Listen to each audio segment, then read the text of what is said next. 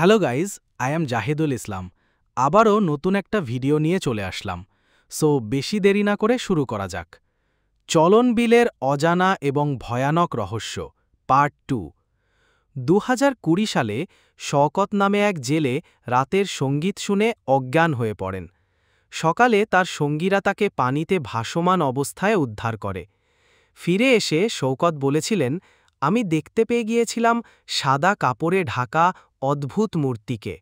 তারা গাইছিল আর আমাকে তাদের সঙ্গে নিয়ে যাওয়ার জন্য ডাকছিল। কয়েকদিন পর শওকত নিখোঁজ হন এবং তাকে আর খুঁজে পাওয়া যায়নি। চলন বিলের গভীর পানির নিচে একটি হারানো শহরের অস্তিত্ব নিয়ে বহু গল্প রয়েছে। স্থানীয় বিশ্বাস, শত শত বছর আগে এই জায়গায় ছিল এক সমৃদ্ধশালী নগরী। তবে একটি ভয়ঙ্কর অভিশাপের কারণে নগরটি একদিনেই বিলের পানিতে তলিয়ে যায়। স্থানীয়দের মতে গভীর রাতে বিলের পাশে বসলে মাঝে মধ্যে পানির নিচ থেকে হাসি কান্নার মিশ্রিত আওয়াজ আসে।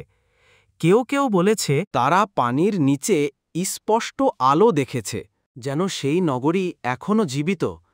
কিছু সাহসী মানুষ সেখানে গিয়ে ফিরে এসে দাবি করেছে তারা পানির নিচে প্রাসাদের মতো কাঠামো দেখেছে। তবে তাদের শরীরে ভয়াবহ ক্ষত ছিল আর তারা বেশিদিন বাঁচেনি। চলন বিল একসময় জলদস্যুদের আস্তানা ছিল। জনশ্রুতি আছে বিলের গভীরে তারা তাদের ধন সম্পদ লুকিয়ে রেখেছিল। তবে সেই ধন পাহারা দেয় অদৃশ্য শক্তি। যারা সেই ধন খুঁজতে যায় তারা কখনো ফিরে আসে না। ১৯৮৭ সালে কিছু অনুসন্ধানকারী বিলের গভীর অংশে ডুব দিয়ে একটি বিশাল সিন্দুকের দেখা পেয়েছিল। কিন্তু সেই সিন্দুক স্পর্শ করার পরই তারা অজ্ঞান হয়ে পড়ে।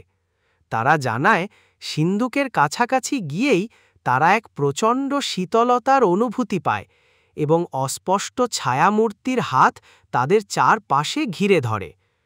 পরবর্তী পার্ট পেতে ফটাফট লাইক কমেন্ট শেয়ার করুন। নতুন নতুন ভিডিও পেতে চ্যানেলটি সাবস্ক্রাইব করুন।